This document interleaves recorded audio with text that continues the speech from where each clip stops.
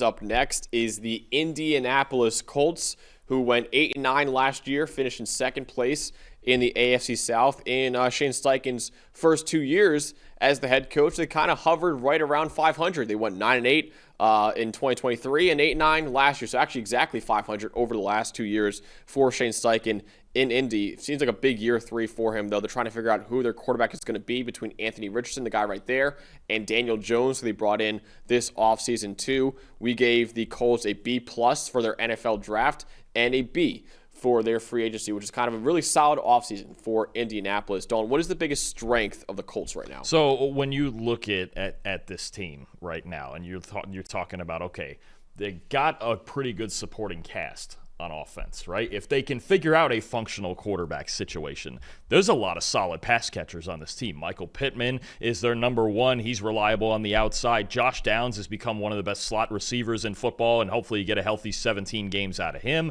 You've got Alec Pierce, who's a really good deep threat. Now you throw in Tyler Warren, who's a massive improvement at tight end, a team that was one of the worst tight end units in football last year, especially in the passing game. You also obviously have Jonathan Taylor out of the backfield. They drafted DJ Giddens. And a good offensive line at that. Really, it's the entire offensive supporting cast, but I do really like this group of pass-catching weapons. Pittman, Pierce, Downs, Warren, whoever takes this job should have a relatively fun time throwing to these receivers. They just have to make the throws. And you're hoping Adonai Mitchell, who a lot of people thought could have been a first-round pick in 2024, he maybe could have a year 2 breakout too. So you've added him into the mix too, is all of a sudden a really dangerous receiving quarterback. Absolutely. I mean, you look at this team, if they just find somebody who can make the throws. And in Shane Steichen's offense, he doesn't ask you to get too aggressive all the time because it's heavy on RPOs. It's heavy on allowing guys to win after the catch. I think especially Downs and Warren winning after the catch is going to be a big factor in this offense if they can get the ball to them, right? It's the big question. But no, I'm telling you right now, there's a lot of teams in the NFL that would love to have this group of weapons in the passing game. Yeah, I think not a lot of teams that want this quarterback situation, though, right now, which is obviously the biggest question mark for Indianapolis heading into 2025 between Anthony Richardson and Daniel Jones. Richardson had a 58.7 passing grade last year. He only completed 50% of his passes across his first 2 years in the NFL. Jones is a little bit better at both those stats, but he really isn't as athletic as Anthony Richardson, more of a higher floor but lower ceiling quarterback than Richardson, and he has the lowest big-time throw rate of any quarterback since 2021. So Daniel Jones, again, he's solid, but you know you'll never be a top 10 to 15 quarterback in the NFL for you. Are you okay with playing with the 21st or 22nd best quarterback, or would you rather take a roll of the dice with Anthony Richardson? So here's the problem. Let's just talk about both of these guys now, because you've obviously got a pretty open competition, and it's starting to feel like, especially with the way the Colts' first preseason game went, with Richardson throwing just 3 passes and then taking a sack, dislocating his pinky, missing the rest of the game, and Jones got all the reps, and Jones is going to start in preseason week 2. You just have – it's going to be about Shane Steichen deciding what he wants. Anthony Richardson, we know, has the physical talent. He can run. He's maybe got the strongest arm in football. He can throw it 80 yards in pads. He can the big-time throw rate is there, right? But this offense doesn't really emphasize those things too often, right? This is an offense where you want to allow your weapons to win after the catch. They're completing short passes. They're running one of the highest rates of RPOs in football. Daniel Jones, obviously there's a limit on the ceiling. There's a limit on the arm talent. He can run a little bit, not like Richardson, but Jones is a decent athlete, right? We even saw that with him rolling to his left and making a throw last week. But I think Steichen has to decide, am I taking the physical talent of Richardson and trying to make that work? Or can he just not complete enough passes? You can't complete only 50% of your passes in the NFL, right? I'm not a person that, completion percentage it's going to tell you everything. But there is a minimum requirement here. Yeah. And 50 is well below the bar, obviously. And it's been like that since his days at Florida. Daniel Jones, we know, even if it's not flashy, he can throw balls within that 15, 20-yard box. The deep ball's not going to be there very much. I would hate to say, but if it's me and Daniel Jones is named the starter, I'm not drafting Alec Pierce in fantasy. I'm taking Josh Downs. I'm taking Tyler Warren, right? Those guys who are going to win after the catch, closer to the line of scrimmage. But Steichen has to decide. Is it the talent? Jones fits the offense better. I'll just put it like that.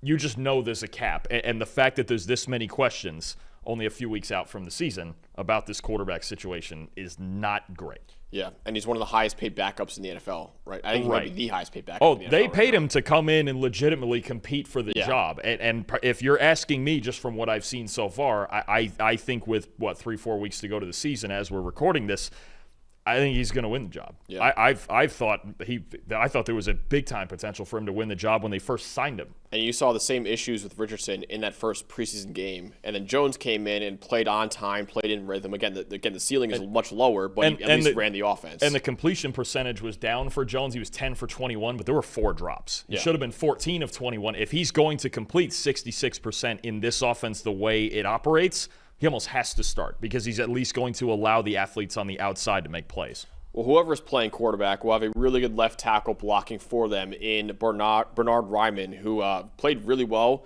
in 2024 and now just got a $100 million contract extension. Over the last 2 years, he's 7th among all tackles in the NFL with an 87.9 PFF grade, one of only 5 players in that group to have 80-plus grades as a run blocker and as a pass blocker, joining Jordan Mailata, Trent Williams, Lane Johnson, and Teron Armstead. Again, he's a budding superstar right now, one of the more underrated players in the NFL. PFF was very high on him coming out of college at Central Michigan, went a little bit lower than we would have drafted him in the NFL, and he's proven us right so far because he was really good at Central Michigan. He's a really athletic player, and he's been a great tackle for Indy so far. Well, him and Quentin Nelson on that left side. What a great left side of the offensive line to have. And Ryman getting a $100 million contract. There's probably some casual fans out there who saw him get $100 million and went, who the hell is that? But he's one of the best tackles in football. Well-deserved. He's going to continue to be a constant for this offense. And, again, whoever's back there in the pocket is going to feel really good about having Ryman protecting that blind side. He's a darn good football player, maybe the most underrated tackle in the league. Yeah, our number 10 offensive tackle in the NFL in our offseason rankings, and then our number 4 guard is Quentin Nelson playing right next to him. So you mentioned it, maybe the best left, or one of the best left sides of the offensive line we have. And you still have Braden Smith on the right side too at right tackle. Some youth on the interior, the figuring out center and right guard, Tanner Bortolini, Dalton Tucker, guys like that. But when you have those guys on the left side, especially with as much, and Quentin Nelson pulling around, running power, that's one of the most fun things to watch in the NFL too. But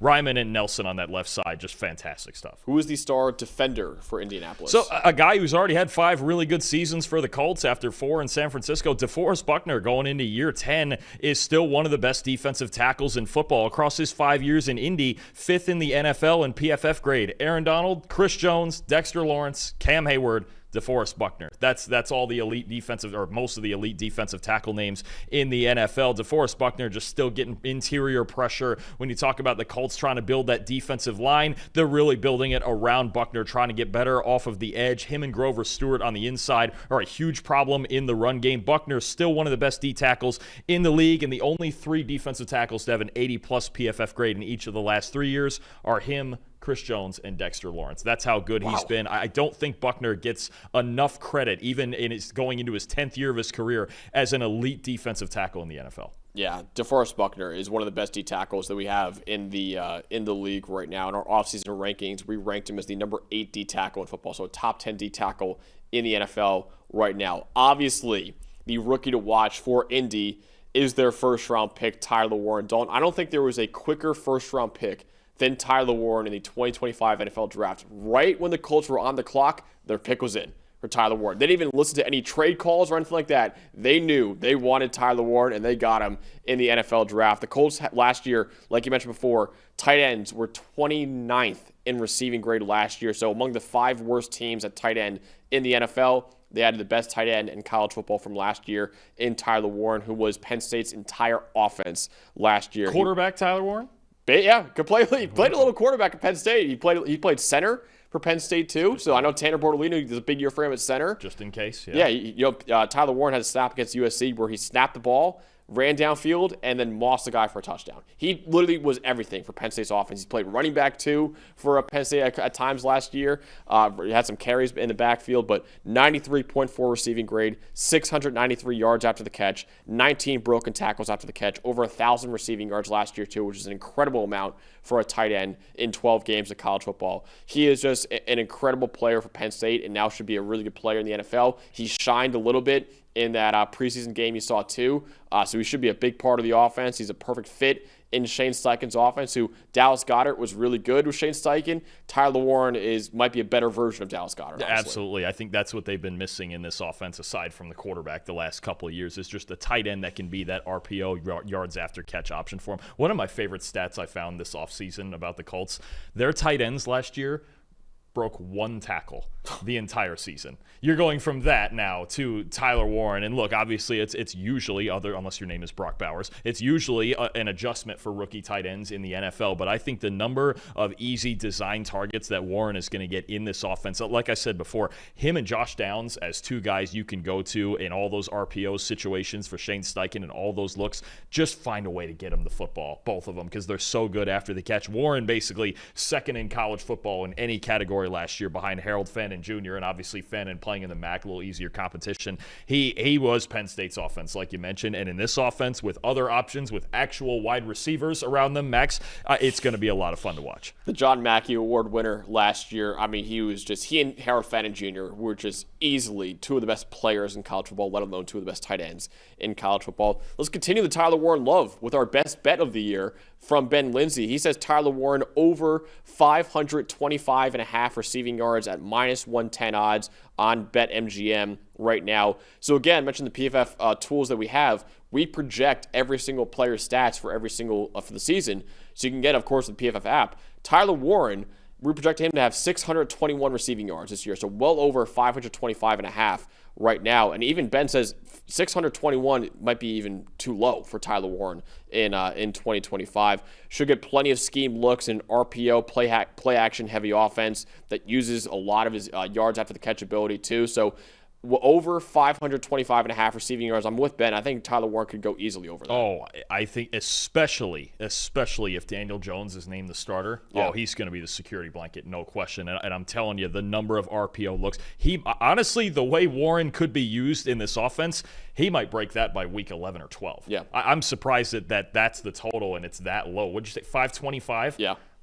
I mean, just the sheer volume he could get. He could easily, I think he should easily be top 3 on this team in receptions. That might be another good bet if there's an over-under on that. But the yard, that feels way too low in an offense. I have to think that's just about the quarterback situation. We project him to have around 100 more yards than that, which is way more. It's got to be the quarterback situation. Yeah. I almost get it. And again, it's the accuracy and just missing throws part with Richardson. But if Daniel Jones is named the starter, Tyler Warren's shattering that. Yeah. That might be one of the easiest bets we've had, because Jones can at least, again, within that 10-yard, 15-yard box, he can at least just get him the football, and the rest is on Warren. Yep. All right, so Colts over-under is set at 7.5 this year. Dalton, are you going over-under for that? Can they make the playoffs this year, or is the questions at quarterback too much to overcome? Oh, that's a tough number. I'll go over. I think they'll go. They went 8-9 last year. Yeah. They went, was it 9-8 the year before with Gardner Minshew playing?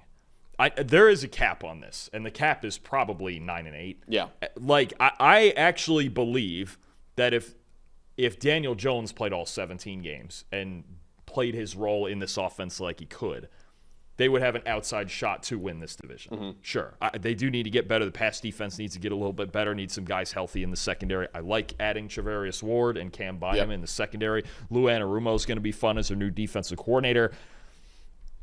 I think I'm with you. I think I'm going to take the over, but there's a hard cap on it. Oh, yeah. With either quarterback. It's just the other thing that worries me is this is where I would be tempted to take an under. The last couple of years, I've kind of pinpointed one team as no, they have no shot with their quarterbacks. 2 years ago, for me, it was the Falcons when they had Desmond Ridder and Taylor Heineke. Yep. Last year, it was absolutely the Raiders with Gardner Minshew and Aiden O'Connell, right? You're just like, no, that's not going to work.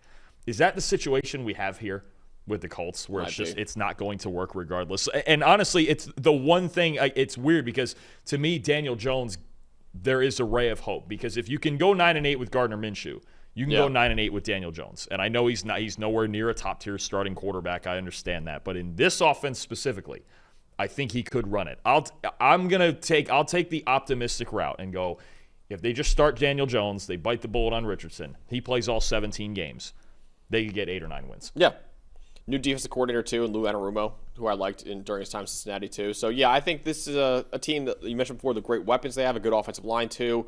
If it is Daniel Jones, there is a floor there, and I think the floor is above 7 wins. But if you're going with Richardson, there's more of a ceiling there, of course, but there's also a chance that you completely bottom out and don't play well at all offensively and win way more or lose way more games than you thought you would. So there is a question mark, obviously a big question mark at quarterback right now, but I still think with Shane Steichen, who I like as head coach, he's gone 17-17 in his first 2 years. I don't think he'll go 7-10 this year. So I'll go over. I think more like an 8-9, 9-8 year is probably what to expect from Indianapolis this year.